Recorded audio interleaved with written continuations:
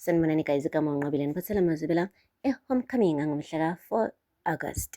Hayi-ke uShobane ugcine emhlinzile kumuntu wakhipha into yonke guys yakhe, waqede lapho efaka ebhokisini, waqede lapho wanikeza-ke uShwabi wathi phuthumiselani-ke nayi into kumuntu oyidingayo. Hhayi-ke guys, bebe impressed ngendlela emangalisayo-ke uShwabi benolwazi, kubonakala ukuthi hayi lo msebenzi uyawushaya ngampela udokotela umnisi.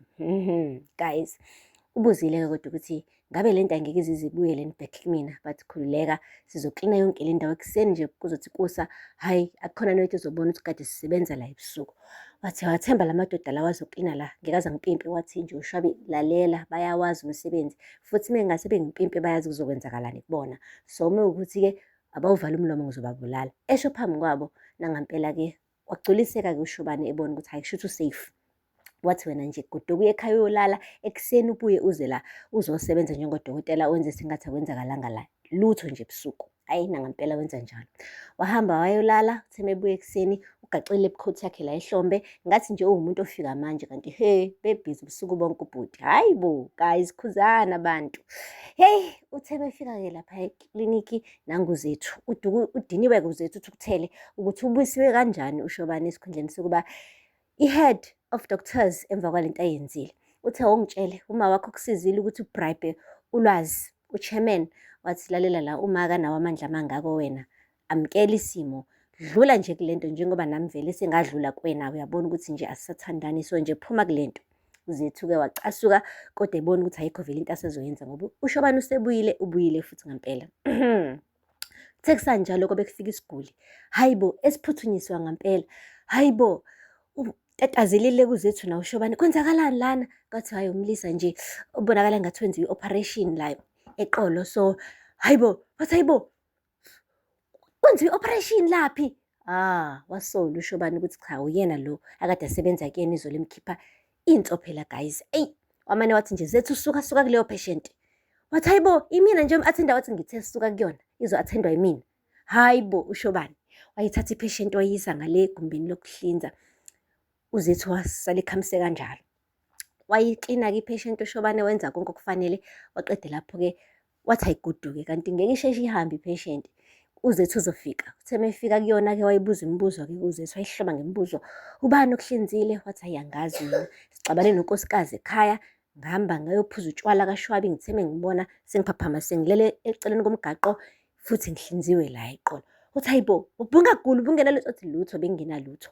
Hayi bo, kulungile-ke ngithi ngifonele abase-Bergville ngibatshela ukuthi bathathe i-scan sakho ngibona ukuthi kwenzakalani la eqolo. Utheni uShobane? Athi hayi uShobane akashongo lutho, umane nje wangiklina udokotela umnisi, akangibuzanga lutho, akashongo lutho. Wathi hayi akathathanga ngisho i-history yakho? Wathi lutho.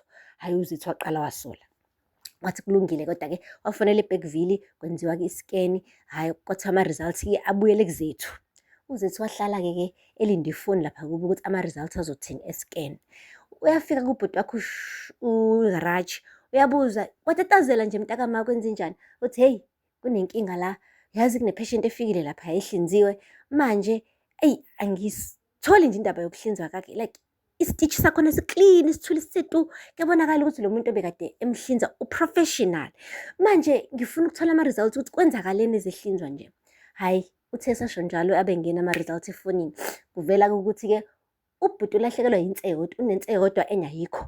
Hhayi uzethu waqala-ke manje wasola ngampela ukuthi hhayi ngathi kunobukhoshokhosho obunzima ngampela-ke obu-involve iy'mpilo zabantu-ke obuqhubekayo la eklinikhi yalapha ekuhambeni. Guys, kuthe kusanjalo sekuyisebusuku phela, sekumele-ke enze isiguli sesibili-ke manje-ke uShobane. Yeyi, uthe nje sethi uyasihlinza lesi siguli, angazi kwenzeka i-complication. Hhayi, yamane yehlelwa i-blood pressure i-patient yacishe nje impela yashona. Hhayi bo, watatazela uShobane, wathi ngeke le patient kumele iye esibhedlela. Wathi ulwazi, yeyi akukho muntu oyesibhedlela la, sizomane nje senze sure ukuthi ama-vital signs siyawamonitha. Nangampela i-patient yagcina ivukile qinqo, bayihlinza baqeda. Hhayi, washo-ke uShobane ukuthi hayi sengiyalivala kusuku-ke namhlanje, kanti usheshe walivala usuku ubhuti. Hayi bo, kuseza amanye ama-patient. Kunobhuti obekade ephuza utshwala-ke, bamcaphuna emgaqweni naye bamletha lapha. Wabuza kuShobane ukuthi hayi bo, ngisazowenza omunye umuntu? Wathi nje uShwabi, lalela, kumele umenze lo muntu usikhokhwe i-deposit, imali ingakuthina. Wathi hayi bo, bengithe ngizowenza umuntu oyedwa. Wathi lalela, siyasebenza la ndoda, Mekuwukuthi nje usheshe uqeda kulo kuzomele futhi ngilethe abanye abawu-2. Wathi hayibo, kanjani futhi manje? Wathi wendoda siyasebenza la. Hayibo. Waqala-ke manje wakhala-ke manje uShobane, inyembezi. Kwathi asidinga i-right lobe yesibindi. Wathi isibindi, anginayo i-equipment, angakayithathi nanokuthatha i-x-ray ngibone nokuthi le sibindi si-right yini, siyamatch. Wathi akusikhali ngokumatcha la, thina sifuna nje isibindi, wena sika isibindi ngokucophelela, ebese-ke uyasinikeza sona ngoba khona abawu-2 abaseza. Hayibo guys, uShobane wathi phumani ngisebenze, phumani. Uyakhala manje, ngathi uluma iqatha selilikhulu manje emlonyeni, akasakwazi ukulihlafuna ubhuti. Yeyi guys, be careful what you put yourself into. Yabo le involvement-ke manje aseyifake kuyona uShobane. Ngathi ibikade ubukhazikhazi ngesikhathi esayibukela kude, manje njengoba seseduze kwayo eseyibona up front. Guys, akusikho as magical as he thought it would be. Yo, usemanyaleni uShobane and noZethu uZethu yabo uZethu uloke emhogela kancane kancane ukuthi no, le ekaShobane phela mase sikhuluma amaqiniso lapha okuhambeni akakho udokotela oyisurgeon. Ukuqala lokho, uShobane kuphela oyisurgeon ephuma le eJohannesburg, and ushilo uZethu uthi lesa stitch it was very very clean, and uZethu wayefuna nokuba isurgeon. Manje-ke uzohlanganisa 1+1 abone ukuthi umuntu oshaya i-clean stitch kanjena uShobane, isurgeon eyodwa nje iqila phaya okuhambeni.